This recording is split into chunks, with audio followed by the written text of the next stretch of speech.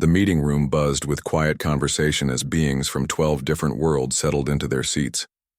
The space station New Geneva floated in neutral space, far from any single planet's influence. Here, scientists and military officers from across the galaxy gathered once a year to share their research. Captain Jake Murphy adjusted his uniform and looked around the room. He had never seen so many different alien species in one place. Some looked almost human, while others were so strange he couldn't figure out which end was their head. Next to him, Lieutenant Amy Brooks flipped through her notes, preparing to record everything they heard today. At the front of the room, Dr. Kethavar stood behind a podium. The Zephyrian scientist was tall and thin, with blue-gray skin and large, black eyes. His people were known throughout the galaxy for their studies of mind and behavior. Today, he would present his latest research on something every military commander needed to understand. "Fellow researchers," Dr. Kethavar began, his voice carrying easily through the room's translation system. "Today I will share 5 years of data on species-specific stress responses. Understanding how different races react under extreme pressure can save lives and prevent unnecessary conflicts." Jake leaned forward in his seat. As a human military officer, he knew how important this information could be. Every species reacted differently to danger and stress. What worked as motivation for one race might completely destroy another. Dr. Kethavar activated his presentation screen. Charts and graphs appeared, showing data from hundreds of tests across dozens of worlds. "We have identified clear patterns in how each species responds when pushed beyond their normal limits. Every sentient race has what we call a breaking point. The first chart showed the Craven, a warrior species known throughout the galaxy for their strength and aggression. The Craven enter what they call battle rage when stressed beyond their capacity. They become incredibly dangerous for a short time, but then collapse completely. The average Craven can maintain this state for only 18 minutes before total exhaustion." Jake nodded. He had fought alongside Craven soldiers before.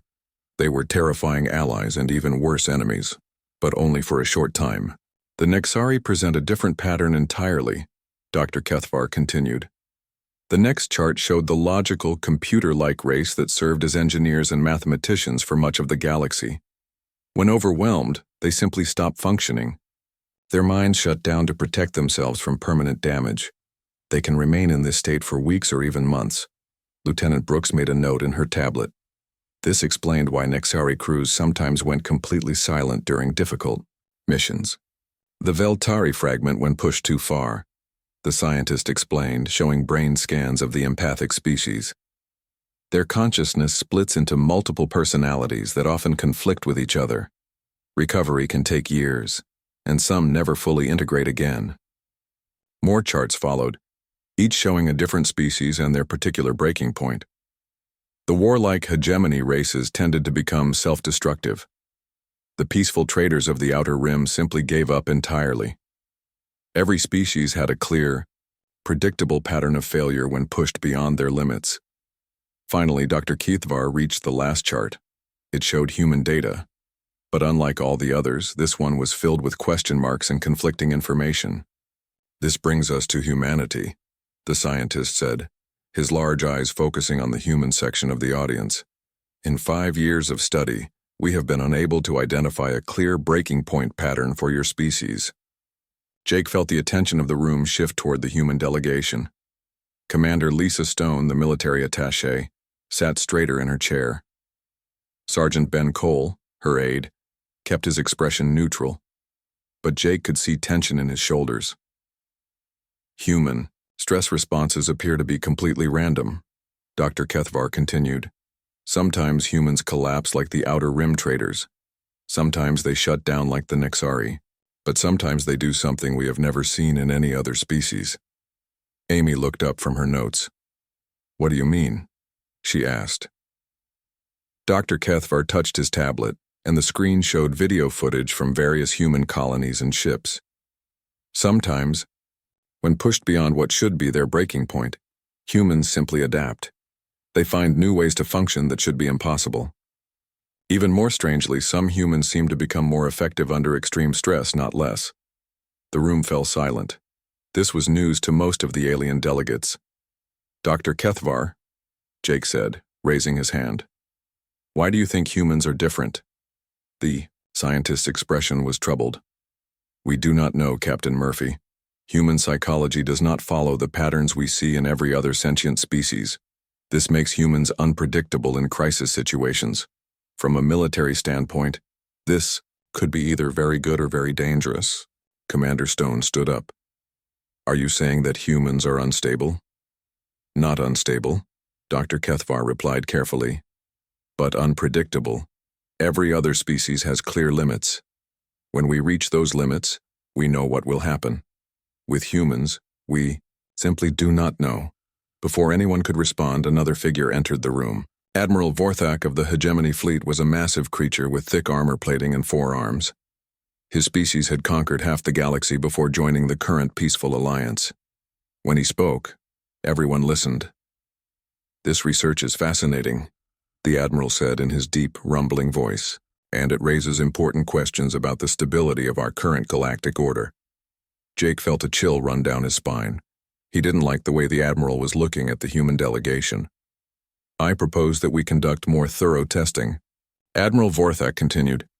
Each member species should be properly studied under controlled conditions. We need to understand exactly what each race is capable of when pushed to their limits. Dr. Kethvar nodded enthusiastically. Such testing would provide invaluable data for both scientific and military applications. The testing will begin with our newest members, the Admiral announced. Starting with humanity. We must understand what happens when humans reach their breaking point, if such a point exists. Commander Stone's face went pale.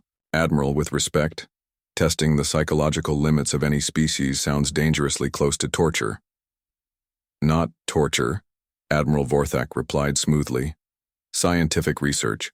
All testing will be conducted according to galactic ethical standards. Volunteers from each species will participate in controlled stress scenarios. The data we gather will help us better integrate all races into our galactic community. Jake exchanged glances with Amy and saw his own concern reflected in her eyes. This didn't sound like scientific research, it sounded like something much more dangerous. When will this testing begin? Commander Stone asked. Within 6 months, the Admiral replied. My staff will coordinate with each species government to select appropriate test subjects.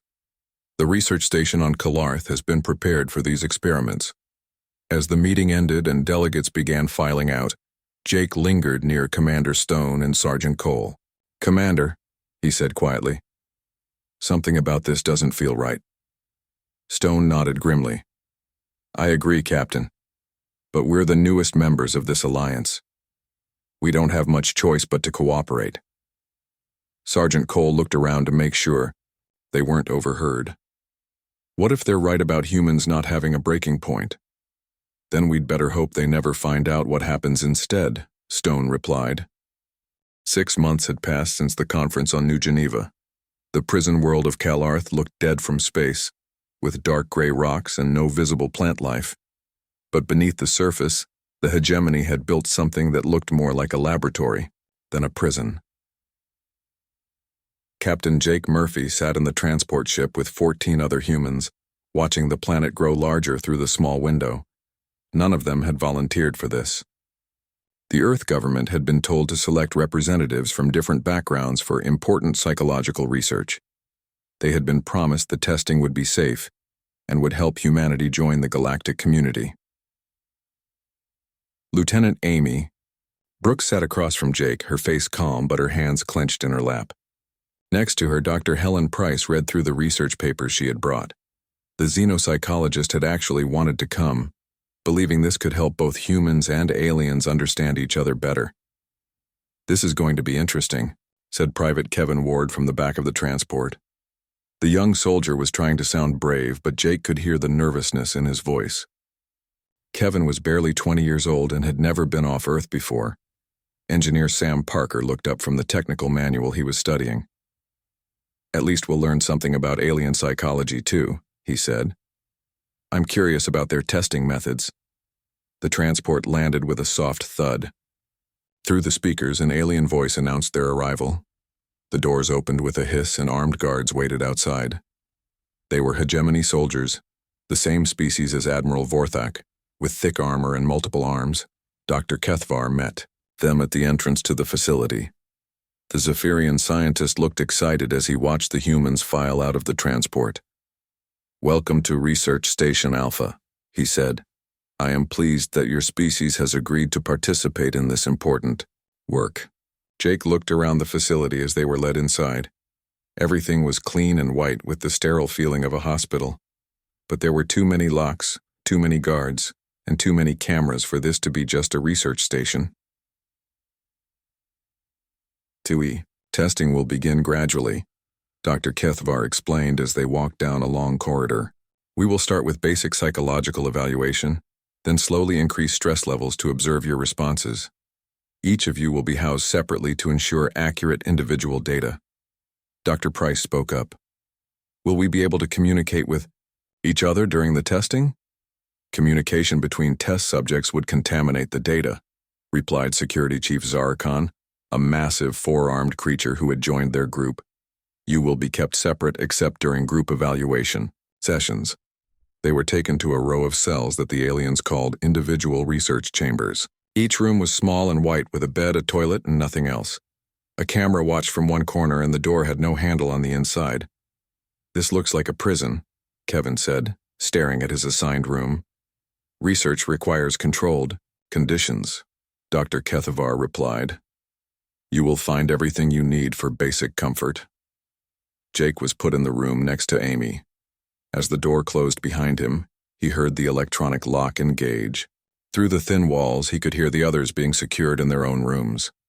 For the first week, the testing seemed harmless. The humans were brought to interview rooms where alien psychologists asked them questions about their thoughts, fears, and memories. They were given tests to solve while being watched, and their physical responses were measured. Dr. Price tried to cooperate fully, answering every question and explaining human psychology to her alien interviewers. She genuinely believed this. Research could help both species, but Jake noticed things that bothered him. The questions became more personal each day. The aliens wanted to know about their families, their loved ones, their deepest fears. They asked about human military tactics and weaknesses. By the second week, the testing became more aggressive. The humans were deprived of sleep, kept in rooms that were too hot or too cold, and subjected to loud noises at random times. Food was sometimes delayed or replaced with things that tasted terrible. Kevin handled it better than expected. Instead of complaining, he began exercising in his cell and started keeping track of the guard schedules. He noticed that the same guards came by at the same times each day, and he began to memorize their patterns. Sam Parker found ways to stay busy by studying everything in his cell. He figured out how the electronic lock worked, examined the camera system, and even started taking apart the light fixture when the guards weren't watching. He put everything back before anyone noticed, but he was learning how their technology worked. Dr. Price began studying her captors as much as they were studying her. During interviews, she watched how the different alien species reacted to her answers. She learned which questions made them uncomfortable and which ones they found most interesting. The third week brought psychological pressure. The aliens began showing the humans fake videos of their families in danger. They played recordings of voices calling for help. They told each human that their loved ones would be hurt if they didn't cooperate fully with the testing. This was when Jake realized they were not research subjects. They were prisoners, and this was not science. This was something much worse. But the humans didn't break down like the aliens expected. Instead of becoming hysterical or giving up, they began to adapt. Kevin started communicating with the others by tapping on the walls in Morse code. Sam began leaving small marks on his cell walls to share information with whoever might come after him. Dr. Price started asking her own questions during interviews, learning about alien psychology. Jake found himself thinking more clearly than he had in months. The stress wasn't breaking him down. It was focusing his mind on one simple goal: survival and protecting the others. By the fourth week, Dr. Kethvar was frustrated. His reports to Admiral Vorthak expressed confusion about the human responses. Other species had clear breaking points, but the humans seemed to be getting stronger and more organized under pressure. "Perhaps we need to increase the stress levels," suggested Security Chief Zarkon during one of their planning meetings. "The other species had broken by now," Dr. Kethvar replied, looking at his data. "The humans should be showing signs of psychological collapse, but instead they seem to be adapting to each new challenge." What the aliens didn't understand was that humans had evolved differently than other species. While other races had developed clear breaking points to protect themselves from permanent damage, humans had developed the ability to transform under extreme stress. The aliens were studying the humans like laboratory animals, not realizing that laboratory animals don't usually study their captors back. In his cell, Kevin had mapped out the entire facility's schedule and security patterns. Sam had figured out how to disable his room's camera for short periods. Dr. Price had developed psychological profiles of their guards and researchers. Jake had begun coordinating all of this information through their wall-tapping communication system. The humans weren't just surviving the testing, they were preparing for something the aliens couldn't even imagine. On the 5th week, the aliens made their biggest mistake. They told the humans that the testing would continue indefinitely, and that soon, they would begin similar experiments on human children to understand how young human minds responded to stress. The humans didn't scream or beg or break down when they heard this news. They became very quiet and very still. Dr. Kethvar noted in his report that the humans had finally reached some kind of psychological threshold, but he completely misunderstood what that threshold was. The humans hadn't reached their breaking point. They had reached their decision point, and they had decided that their captors needed to be stopped. 3 months had passed since the humans arrived at the research station. Dr. Kethvar stared at his data screens in confusion. Every other species they had tested showed clear signs of breakdown by now. The Craven became violent, and then collapsed. The Nexari shut down completely. The Veltari split into multiple personalities, but the humans were different. They were calm, organized, and seemed to be working together, even though they were kept in separate cells. This should have been impossible. Private Kevin Ward had become something the aliens didn't recognize. In his cell, he did push-ups and sit-ups every day, keeping his body strong. But more importantly, he had memorized every sound in the facility. He knew when the guards changed shifts, when the researchers went home, and when the building was most quiet. Kevin had also been teaching the others through their wall-tapping system. 3 taps meant a guard was coming, 5 taps meant all clear. Long and short taps spelled out letters. Slowly, the humans had built a communication network that the aliens never detected. The guards thought Kevin was just an obedient prisoner. They saw him exercising and assumed he was trying to stay healthy. They didn't realize he was training for something specific, or that every exercise routine was actually a coded message to the others. Dr. Helen Price had undergone her own change. The friendly scientist who had wanted to help both species understand each other was gone. In her place was someone who studied her captors with cold, calculating eyes. During her daily interviews, Dr. Price asked innocent questions about alien culture and psychology. The researchers were happy to answer, thinking she was just curious. They didn't realize she was building detailed profiles of each species' weaknesses and fears. She learned that Zephyrians like Dr. Kethvar were terrified of being alone. Their species lived in large groups, and isolation drove them to panic. She discovered that the 4-armed hegemony guards were proud warriors who couldn't stand being seen as weak or cowardly. Most importantly, she found out which aliens had families they cared about.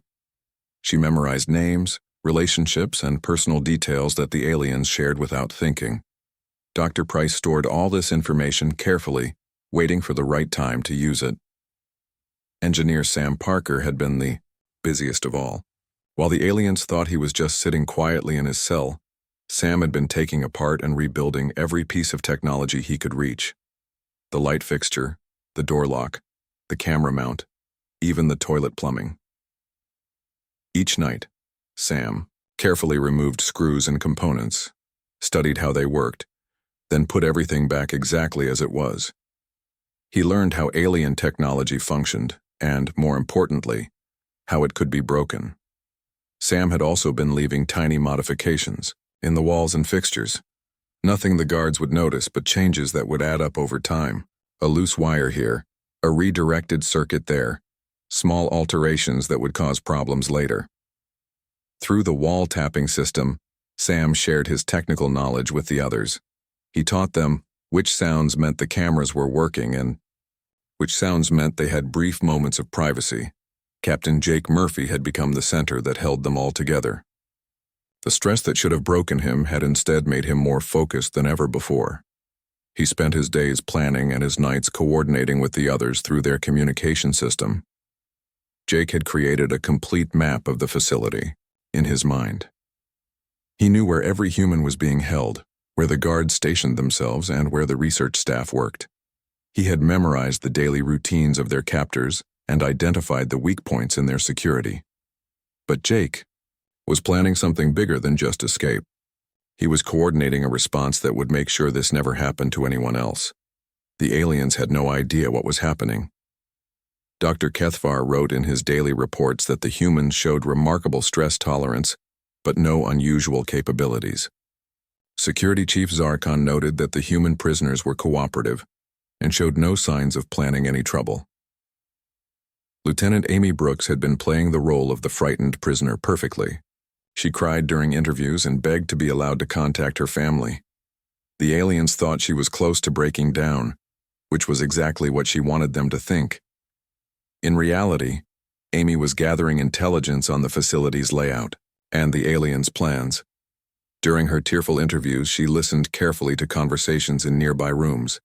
She memorized guard schedules and noted which researchers had access to which areas of the building.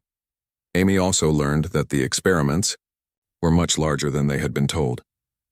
The aliens weren't just testing humans. They had been conducting similar experiments on other species for years, breaking minds and destroying entire cultures under the name of research. The news that broke the last barrier in the humans' minds came from an unexpected source. Shendar was a young Veltari guard who had been watching the humans with growing discomfort. His empathic abilities made him feel the pain and fear of other beings, and he was troubled by what he saw happening at the research station. Shendar had not signed up to torture prisoners. He thought he was working at a legitimate research facility. When he overheard Dr. Kethvar and Admiral Vorthak discussing plans to bring human children to the station for testing, he couldn't stay silent. Late one night, Shendar approached Kevin's cell. "I need to tell you something," he whispered through the door. "They're planning to bring younglings of your species here. Children. The testing will begin in 1 month." Kevin felt something cold settle in his chest. Through the wall tapping system, he passed this information to the others. The response was immediate and absolute. The humans didn't become hysterical. They didn't beg or plead. They became perfectly, terrifyingly calm.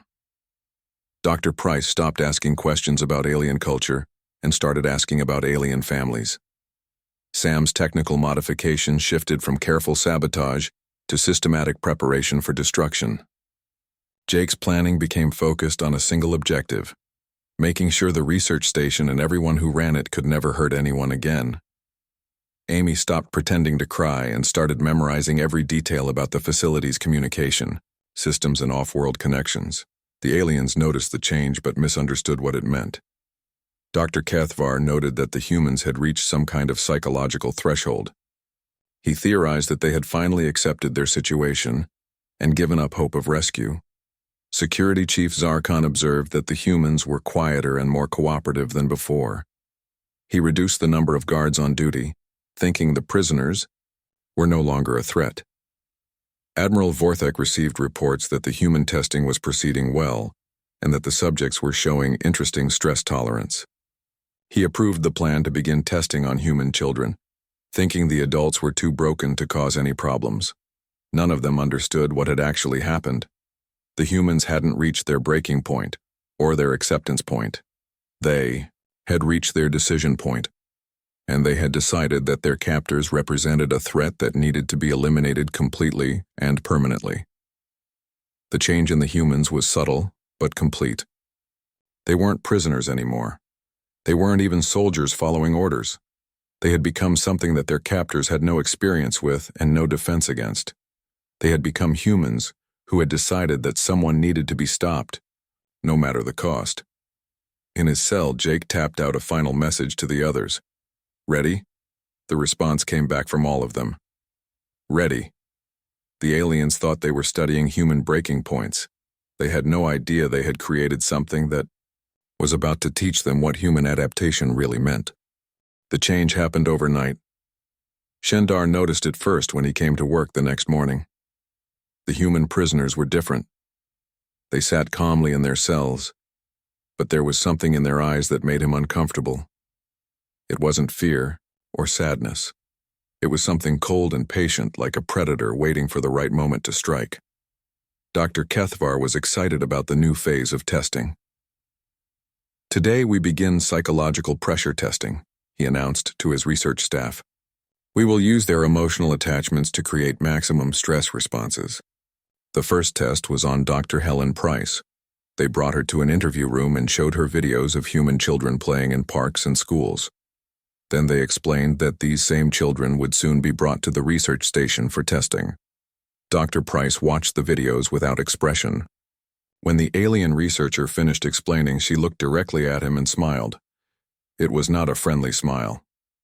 "Tell me about your family," she said calmly. The researcher was confused.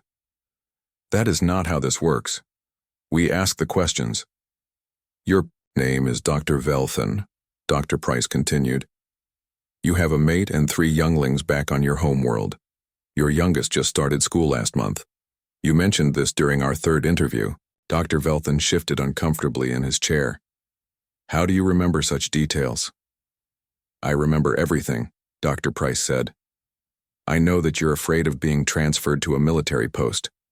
I know that you send half your salary home to support your sick mother. I know that you bite your claws when you're nervous, just like you're doing right now." The alien researcher looked down at his hands and realized he was indeed biting his claws. He hadn't noticed he was doing it. "I also know," Dr. Price continued, "that empathic species like yours have a very hard time when their younglings are in danger. The psychological stress can cause permanent mental damage. It would be terrible if something happened to your family while you were so far away from home." Dr. Velthan stood up quickly. "Are you threatening me?" "I'm just sharing information," Dr. Price replied with the same cold smile. "The same way you shared information about human children." Similar scenes played out across the facility. When Kevin Ward was brought in for stress testing, he calmly recited the guard schedules, shift changes, and security weaknesses he had memorized. When they tried to show him disturbing images, he instead described exactly how he would take apart the facility's security systems. Sam Parker was taken to a room where they planned to subject him to painful electrical shocks. Instead, he explained in detail how he had been modifying their electrical systems for months. He told them about the power failures that would start happening soon, and the security doors that would malfunction at exactly the wrong time. "You might want to check your main power coupling," Sam said helpfully. "I made some improvements to it last week." The alien technicians rushed to check the power systems and found that several critical components had been altered. The changes were so subtle and well made that they would have caused catastrophic failures within days. Jake Murphy was brought before Security Chief Zarkon for interrogation. The massive 4-armed creature tried to intimidate him with displays of strength and threats of violence. Jake listened patiently, then began to speak. "Your species values honor above all else," he said. "But there's no honor in torturing prisoners. Your own people would be ashamed if they knew what you were doing here." "Silence," Zarkon roared. "You are a prisoner. You have no right to speak." "I have every right," Jake replied calmly. "Because I'm not a prisoner anymore. None of us are. We're something else now." "What are you talking about?" Jake looked directly at the alien commander. "We're the consequence of your actions. Every species has a breaking point, but humans don't break. We become whatever we need to become to solve the problem." That night, the humans' plan began. It started small. The cameras in their cells began malfunctioning one by one, just as Sam had programmed them to do. The electronic locks on their doors developed mysterious glitches that opened them at specific times. But the humans didn't run. Instead, they moved through the facility like ghosts, appearing where they needed to be and disappearing before anyone noticed. Dr. Price visited the quarters of the research staff. She didn't hurt anyone, but she left detailed notes about their families, their fears, and their personal weaknesses on their desks. The notes were written in perfect alien script and contained information that should have been impossible for a human prisoner to know. Kevin Ward appeared in the security center during a shift change. The guards found him sitting calmly at the main console, having somehow disabled all the facility's alarms and defense systems. When they tried to arrest him, he walked back to his cell without resistance, but the damage was already done. Sam Parker spent the night in the facility's main computer core. By morning, he'd given himself and the other humans complete access to all the station's systems. He had also planted programs that would activate later, turning the facility's own technology against its operators. Amy Brooks made her way to the communication center. She downloaded files containing evidence of all the experiments conducted on the station, including detailed records of torture and psychological destruction inflicted on dozens of species over many years. She transmitted this information to every government in the galaxy before returning to her cell. The aliens tried to regain control, but it was already too late. The humans had spent months studying their captors, learning their weaknesses, and preparing for this moment. Every system in the facility was now under human control, even though the humans appeared to be locked in their cells. Dr. Kethvar called an emergency meeting with Admiral Vorthak. The humans have done something impossible, he reported. They have taken control of the facility without violence, without breaking out of their cells, and without triggering any of our security measures. How is this possible? The Admiral demanded. I don't know, Dr. Kethvar admitted. They seem to have been planning this for months, but our surveillance showed nothing unusual. It's as if they were communicating and coordinating without us. Detecting it, Security Chief Zarkon burst into the meeting room. Admiral, we have a bigger problem. The humans have released all the other prisoners. Every alien that was being held for testing is now free and armed with evidence of what was done to them. Impossible. The security systems would have prevented that. The security systems are under human control now, Zarkon replied. They're not just escaping. They're systematically shutting down our entire operation. Admiral Vorthak felt something he had never experienced before. Fear. Not fear of death or pain, but fear of facing consequences for his actions. How many humans are there? 15, Zarkon answered. 15 prisoners have taken control of a facility designed to hold thousands? They're not prisoners anymore, Zarkon said quietly. I don't know what they are, but they're not prisoners. Throughout the facility, the humans moved with perfect coordination. They didn't kill their captors, but they made it clear that they could have. Instead, they methodically destroyed the research programs, freed the other victims, and began broadcasting evidence of the hegemony's crimes to the entire galaxy. Jake Murphy stood in the facility's main control room, watching as their plan unfolded exactly as designed. The other humans joined him one by one, no longer bothering to pretend they were confined to their cells. Phase 1 complete, Kevin reported. Phase 2 ready, Sam added. All evidence transmitted, Amy confirmed. Psychological objectives achieved, Dr. Price said with satisfaction. Jake nodded. They had proven that humans didn't have a breaking point. When pushed beyond any reasonable limit, they became something that could systematically dismantle the entire system that had tried to break them. But this was just the beginning.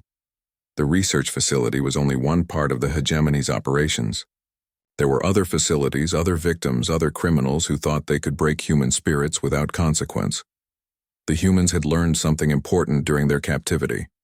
They had discovered that they could become whatever they needed to become to protect innocent people from those who would harm them.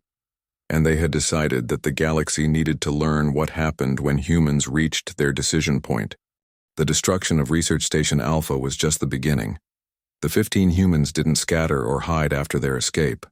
Instead, they organized with the same careful planning that had freed them from their prison. Jake Murphy stood in the abandoned station's communications center, coordinating with other human ships across the galaxy. What the aliens had thought was an isolated incident was actually the start of something much larger. Commander Stone, this is Captain Murphy, He spoke into the transmitter. "The package has been delivered."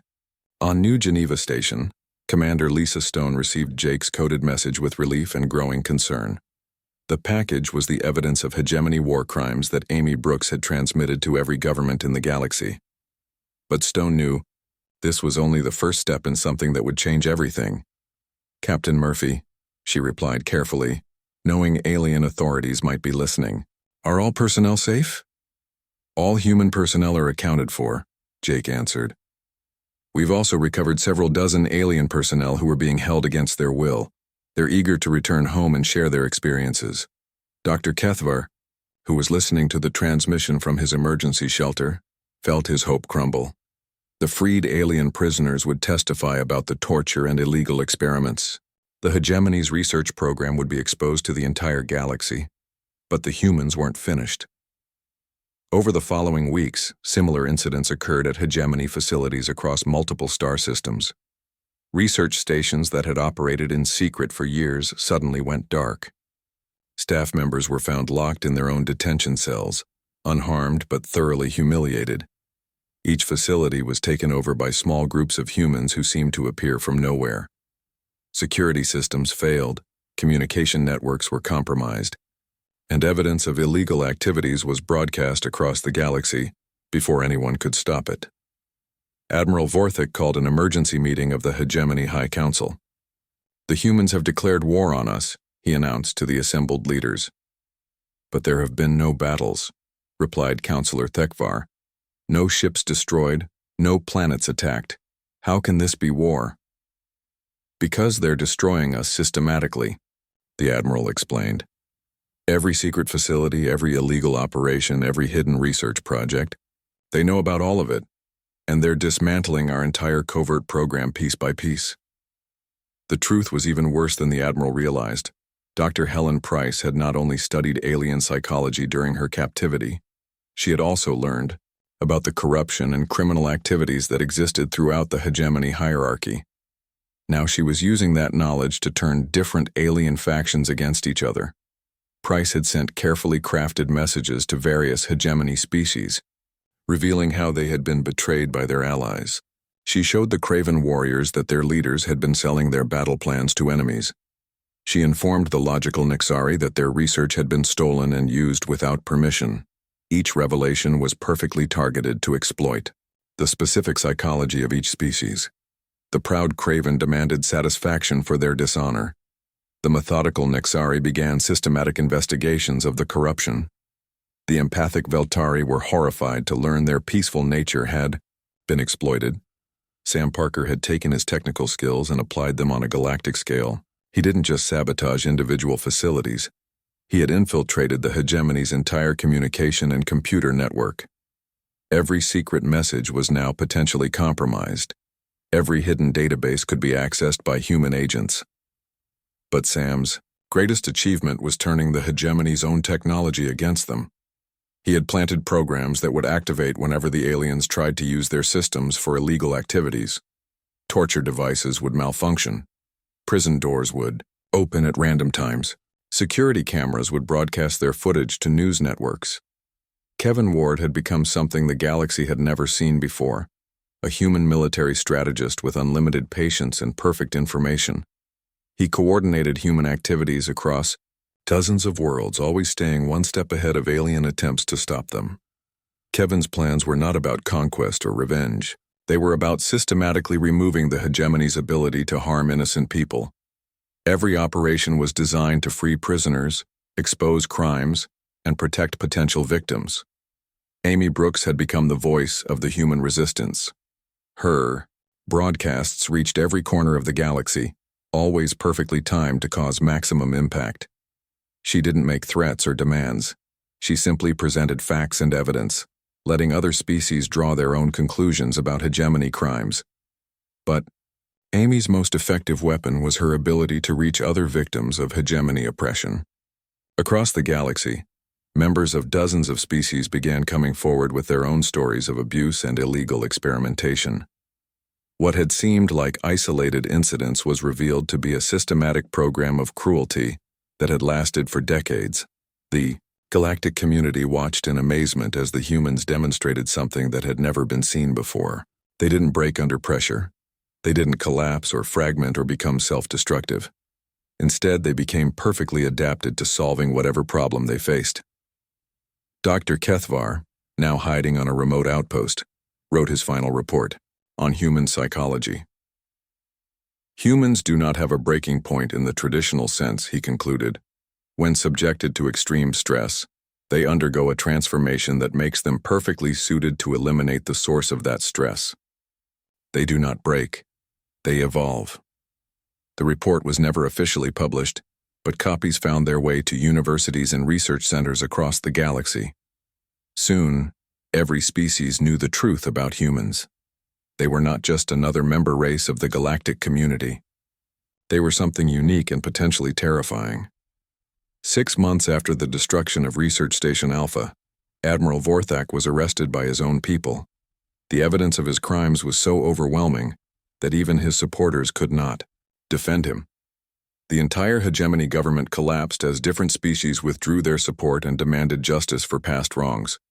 Captain Jake Murphy, now promoted to Admiral Murphy, stood before the reformed Galactic Council. The chamber was filled with representatives from every known species, many of them former victims of hegemony oppression. Humanity offers its services to this new galactic order, Murphy announced. We will be the species that other species call when something needs to be stopped permanently. The alien delegates listened in respectful silence. They had all seen what humans could become when their limits were tested. None of them wanted to experience it firsthand. We do not seek to rule or conquer, Murphy continued. But we will not allow any species to prey on the innocent. Every species has a breaking point that can be exploited by those who would do harm. Humans do not break. We adapt, we evolve, and we become whatever we need to become to protect those who cannot protect themselves. Counselor Thekvar, one of the few hegemony leaders to survive the purge, spoke carefully. What guarantee do we have that humanity will not abuse this power? Murphy looked directly at him. The same guarantee you had that the hegemony wouldn't abuse their power. The difference is that when humans are pushed beyond their limits, we don't break down. We become the solution to whatever tried to break us. The new galactic order was established with humanity as its protective force. Other species handled diplomacy, trade, science, and culture. But when someone needed to be stopped permanently, when a threat emerged that couldn't be reasoned with or contained by conventional means, they called the humans. The phrase, human breaking point, disappeared from galactic psychology textbooks. It was replaced with human adaptation threshold, which described the point at which humans transformed into whatever they needed to become to solve the problem they faced. Dr. Helen Price, now Director of Galactic Psychological Services, concluded her official report with a simple observation. Other species break when pushed too far. Humans become whatever broke them, but better. This is not a weakness to be exploited. It is a force of nature to be respected.